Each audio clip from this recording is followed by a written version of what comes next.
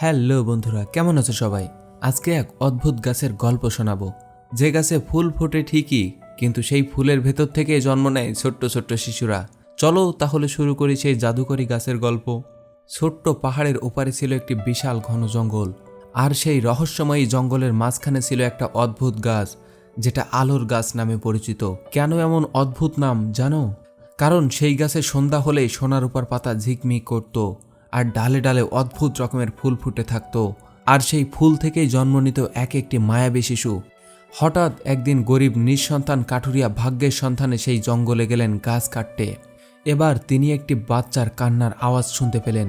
এগিয়ে যেতেই দেখলেন একটি সুন্দর ফুটফুটে কন্যা সন্তান গাছের নিচে পড়ে আছে। সে ভাবল, যদি আমি এই বাচ্চাকে বাড়ি নিয়ে যাই তাহলে স্ত্রী খুবই খুশি হবে।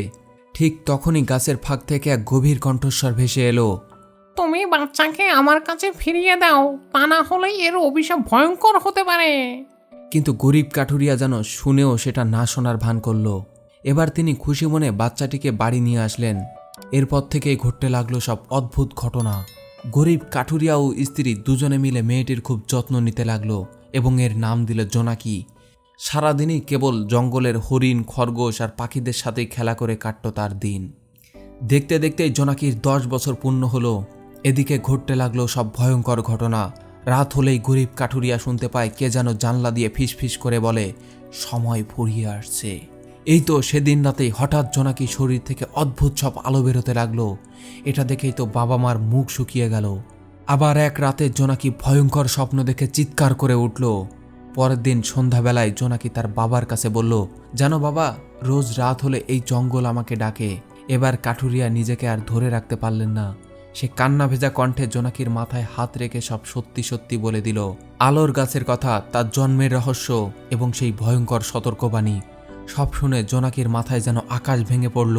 সে বাবাকে বলল, আমাকে সেই গাছের কাছে যেতেই হবে, আমার জন্মের রহস্য আমাকেই উন্মোচন করতে হবে। পরের দিন সকাল হতেই জোনাকিকে আর ঘরে পাওয়া গেল না। এদিকে গরিব কাঠুরিয়া ও তার স্ত্রী জোনাকিকে চারিদিকে খুঁজতে লাগলো, কিন্তু কোথাও পাওয়া গেল না। গরিব কাঠুরিয়া যেখানে মেয়েটিকে পেয়েছিল সেখানেই গেল, কিন্তু হায়, সেখানে কোনো কিছুই নেই। সেদিন রাতেই গরিব কাঠুরিয়া আবারও স্বপ্ন দেখল, কোথায় আমার সন্তান? তোকে আমি মাত্র 7 দিনের সময় দিলাম। যদি এই 7 দিনের মধ্যে আমার সন্তানকে ফিরিয়ে আনতে না পারিস তাহলে তোর কোনো অস্তিত্বই থাকবে না, তোকে আমি এই পৃথিবী থেকেই মুছে দেব। এই হুমকি শুনে কাঠুরিয়ার শরীরটা বরফের মতো ঠান্ডা হয়ে গেল।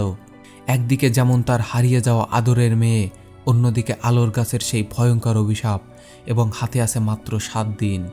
এই গরিব কাঠুরিয়া কি পারবে 7 দিনের মধ্যে তার আদরের জোনাকিকে খুঁজে বের করতে, নাকি আলোর গাছের অভিশাপে ধ্বংস হবে সবকিছু? আর সেই জোনাকি বা কোথায়? এইসব প্রশ্ন নিয়েই প্রথম পর্বটি এখানেই শেষ হলো। তো বন্ধুরা, কেমন লাগলো আজকের এই রূপকথার রহস্যময়ী গল্প? আর হ্যাঁ, এমন ইউনিক আর আনকমন সব মজার গল্প কিন্তু আমাদের চ্যানেলে রয়েছে। যদিও আজকের এই ভিডিওটি একটি রিকোয়েস্টের ভিডিও, আর আমাদের চ্যানেলে এমন রিকোয়েস্টের ভিডিও অনেক আছে। যদি সময় পাও তাহলে অন্যের রিকোয়েস্টের ভিডিওগুলো দেখে আসতে পারো। আর যদি পরের গল্পে তুমি তোমার সুন্দর নাম শুনতে চাও তাহলে কমেন্টেও জানাতে পারো। দেখা হবে পরবর্তী নতুন কোনো দিন নতুন কোনো মজার রূপকথা রহস্যময়ী গল্প নিয়ে। ততক্ষণ সবাইকে শুভকামনা।